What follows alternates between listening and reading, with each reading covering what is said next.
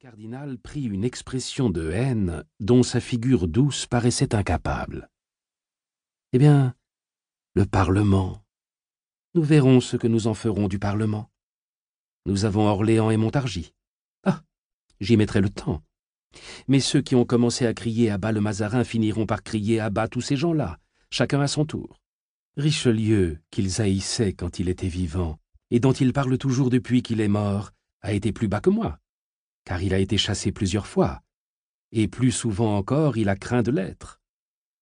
La reine ne me chassera jamais, moi, et si je suis contraint de céder au peuple, elle cédera avec moi. Si je fuis, elle fuira, et nous verrons alors ce que feront les rebelles sans leur reine et sans leur roi. Ah, si seulement je n'étais pas étranger, si seulement j'étais français, si seulement j'étais gentilhomme. » Et il retomba dans sa rêverie. En effet, la position était difficile, et la journée qui venait de s'écouler l'avait compliquée encore.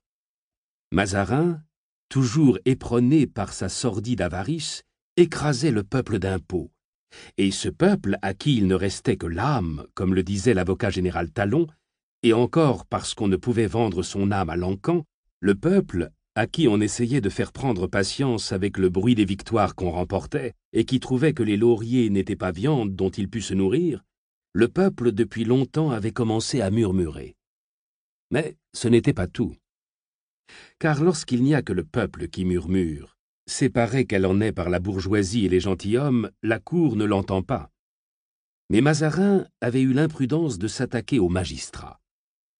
Il avait vendu 12 brevets de maître des requêtes, et comme les officiers payaient leurs charges fort cher, et que l'adjonction de ces 12 nouveaux confrères devait en faire baisser le prix, les anciens s'étaient réunis, avaient juré sur les évangiles de ne point souffrir cette augmentation, et de résister à toutes les persécutions de la cour, se promettant les uns aux autres qu'au cas où l'un d'eux, par cette rébellion, perdrait sa charge, ils se cotiseraient pour lui en rembourser le prix.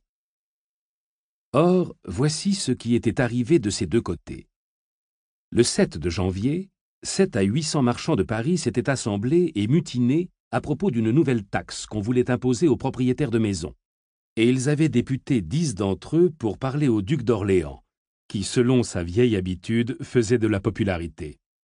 Le duc d'Orléans les avait reçus, et il lui avait déclaré qu'ils étaient décidés à ne point payer cette nouvelle taxe, dussent-ils se défendre à main armée contre les gens du roi qui viendraient pour l'apercevoir.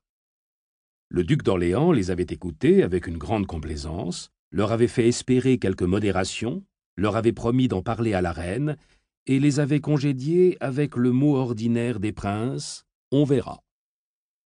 De leur côté, le 9, les maîtres des requêtes étaient venus trouver le cardinal, et l'un d'eux, qui portait la parole pour tous les autres, lui avait parlé avec tant de fermeté et de hardiesse que le cardinal en avait été tout étonné. Aussi les avait-il renvoyés en disant, comme le duc d'Orléans, que l'on verrait.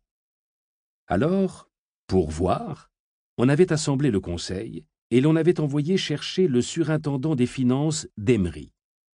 Ce d'Emery était fort détesté du peuple, d'abord parce qu'il était surintendant des finances, et que tout surintendant des finances doit être détesté. Ensuite, il faut le dire, parce qu'il méritait quelque peu de l'être. C'était le fils d'un banquier de Lyon qui s'appelait Particelli, et qui, ayant changé de nom à la suite de sa banqueroute, se faisait appeler d'Emery. Le cardinal de Richelieu, qui avait reconnu en lui un grand mérite financier, l'avait présenté au roi Louis XIII sous le nom de Monsieur d'Emery, et voulant le faire nommer intendant des finances, il lui en disait grand bien. « À merveille !» avait répondu le roi. « Et je suis aise que vous me parliez de Monsieur d'Emery pour cette place qui veut un honnête homme. On m'avait dit que vous poussiez ce coquin de Particelli, et j'avais peur que vous ne me forçassiez à le prendre. »« Sire, » répondit le cardinal, « que votre majesté se rassure. Le Particelli dont elle parle a été pendu. »« Ah, tant mieux !» s'écria le roi. « Ce n'est donc pas pour rien que l'on m'a appelé Louis le Juste. » Et il signa la nomination de M. d'Emery. C'était ce même d'Emery qui était devenu surintendant des finances. On l'avait envoyé chercher de la part du ministre, et il était accouru tout pâle et tout effaré, disant que son fils avait manqué d'être assassiné le jour même sur la place du Palais, La foule l'avait rencontré et lui avait reproché le luxe de sa femme.